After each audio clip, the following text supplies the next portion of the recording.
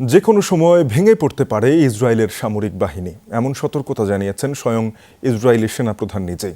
Israeli বিভিন্ন গণমাধ্যম বলছে, চলতি সপ্তাহে নিরাপত্তা মন্ত্রিসভার এক বৈঠকে ইয়াল জামির দাবি করেন, ক্রমবর্ধমান চাহিদার কারণে তীব্র জনবল সংকটের মুখে তাদের সেনাবাহিনী। একের পর এক যুদ্ধে জড়িয়ে পড়ায় তাদের অরাজকতা দেখা দিতে পারে সামরিক বাহিনীর মধ্যেই, যার কারণে পতন হতে পারে আইডিএফের। বর্তমানে কমপক্ষে 15,000 সেনার ঘাটতি রয়েছে ইসরায়েলি বাহিনীতে। ডেন্টিস্টের পরামর্শ নাও নতুন কোলগেট অ্যাক্টিভ সল্ট। 2023 সালের 7 অক্টোবর শুরু, এরপর টানা 2 বছর গাজা জুড়ে লাগাতার আগ্রাসন চালিয়েছে ইসরায়েল। স্থল অভিযানে সরাসরি অংশ নিয়েছে লাখের বেশি ইসরায়েলি সেনা। একই সময়ে লেবাননেও হামলা শুরু করে আইডিএফ। গাজা লেবাননের পাশাপাশি এই সময় ইরাক সিরিয়াতেও চালানো হয় অভিযান। ইসরায়েল এখন ইরানের সাথেও জড়িয়েছে যুদ্ধে। গেল বছরের জুনেও ইরানের সাথে যুদ্ধে জড়ায় আইডিএফ, যা স্থায়ী হয়েছিল 12 দিন। 2 বছর ধরে একের পর এক যুদ্ধ করে যাচ্ছে ইসরায়েলি সেনারা। ইসরায়েলের সামরিক বাহিনীর সক্রিয় সদস্য 1,69,000, বিপরীতে রিজার্ভ সেনা 4.5 লাখের বেশি।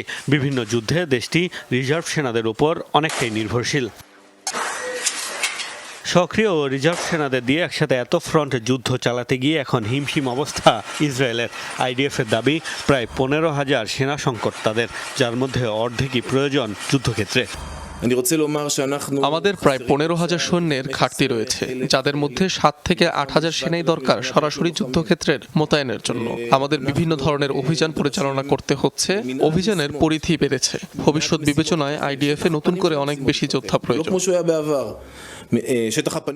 এমন পরিস্থিতিতে সামরিক বাহিনী ধসে পড়তে পারে, এই শঙ্কা প্রকাশ করেছেন স্বয়ং সেনাপ্রধান। বিভিন্ন ইসরায়েলি গণমাধ্যম জানায়, চলতি সপ্তাহে নিরাপত্তা মন্ত্রিসভার বৈঠকে তীব্র জনবল সংকটের বিষয়টি তুলে ধরেন তিনি। আর তাই বাধ্যতামূলক সেনা নিয়োগ আইন, সামরিক বাহিনীতে সেবার মেয়াদ বাড়ানো সহ বিভিন্ন পদক্ষেপ নেয়ার দাবি জানিয়েছেন।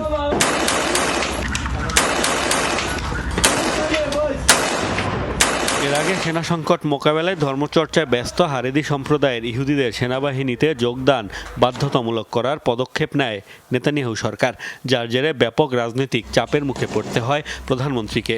ইসরায়েলের আইন অনুযায়ী 18 বছরের পর সবার জন্য সেনাবাহিনীতে যোগদান আবশ্যক হলেও ছাড় পেয়ে আসছিল এই আল্ট্রা অর্থোডক্স গোষ্ঠী। মোস্তফা মাহমুদ, যমুনা নিউজ।